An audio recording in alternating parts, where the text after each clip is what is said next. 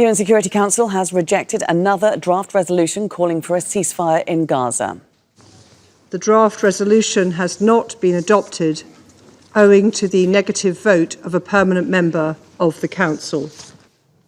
It was put forward by 10 non-permanent members and it called for an immediate and permanent truce. It also demanded the release of all Israeli captives held by Hamas. Only the US vetoed the resolution, using its veto for a number of times. We could not support an unconditional ceasefire that failed to release the hostages. Because, as this Council has previously called for, a durable end to the war must come with the release of the hostages. These two urgent goals are inextricably linked. This resolution abandoned that necessity, and for that reason, the United States could not support it. Gabriel Elizondo is at the United Nations headquarters in New York. Gabe, just fill us in on how many times the US has vetoed a resolution calling for a ceasefire in Gaza, despite the number of countries and the number of weeks that have been working on all these resolutions. Yeah, that's right. The number of times the U.S. has vetoed Gaza ceasefire resolutions is now 4. There was twice, 2 times vetoes late last year, a veto earlier this year, and now number 4. Now, I want to just briefly address what you just heard there from the U.S. Deputy Ambassador Robert Wood in his remarks after the most recent veto just in the last hour or so. He said that we could not support a resolution that did not call for the release of the captives, or hostages, as he said. I just want to be clear, this resolution that the U.S. vetoed does call for the release of all of the captives. The issue for the U.S. is that they wanted a ceasefire conditioned on the release of the captives. And in this resolution, it calls for an unconditional ceasefire and calls for the release of the hostages. It's just not the way that the wording that the U.S. wanted on conditions. So I just wanted to make that clear. But clearly, this is a big public relations blow to the United States in one way, because clearly the United States is on an island. This resolution, which was spearheaded by the elected 10 members of the Council, had been in negotiations for over 3 weeks. And this is a key point.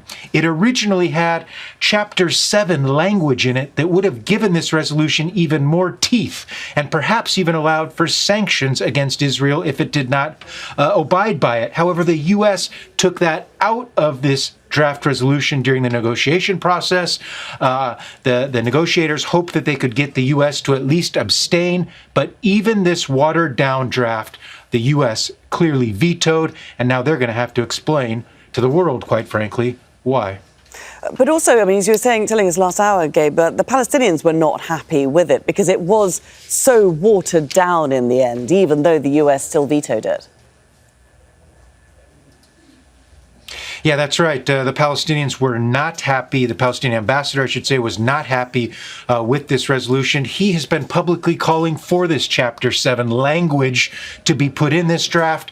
The negotiators decided to take it out, hoping to get the U.S. on board. It clearly didn't work. So you saw that the U.S. ambassador did not even show up at this meeting. He sent a deputy.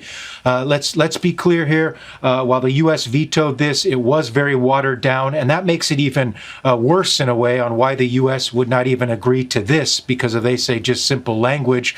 But clearly, there's deep frustration with the majority of Security Council members, frustration at the United States, frustration that the Security Council has not been able to get something across the line that the Israelis will abide by, even though it is binding under international law.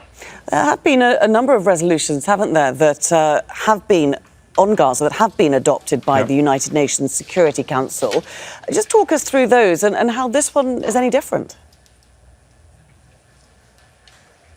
Yeah, there have been 12 different votes on draft resolutions on Gaza in the past 13 months or so. The first one was in November last year, another one in December last year, and then March. These are ones that were adopted. March, there was a resolution that was passed, and the most recent one in June, and that was a pretty important one. It did call for cessation of hostilities and more aid getting into Gaza, but it has not been abided by. This resolution was supposed to have that Chapter 7 language in it that the others did not, that would have given it more teeth and more strength, if you will. Again, as I said, that was taken out. So the difference of this one, it also had some language in it backing UNRWA in it as well. It also called for the ramping up of aid into Gaza. But primarily, it was who proposed this resolution that was just vetoed. It was the E10, the elected 10 members of the Security Council that together came to get this resolution and try to push it through, because they've been deeply frustrated with the permanent 5 members, particularly the United States. That's what was so different about this. And even though it was watered down, if you will, it still would have sent a very powerful message, a message now that has been vetoed by the U.S. Indeed, it has. Gabriel Elizondo bringing us all the very latest there that's going on at the United Nations Security Council. For the moment, many thanks.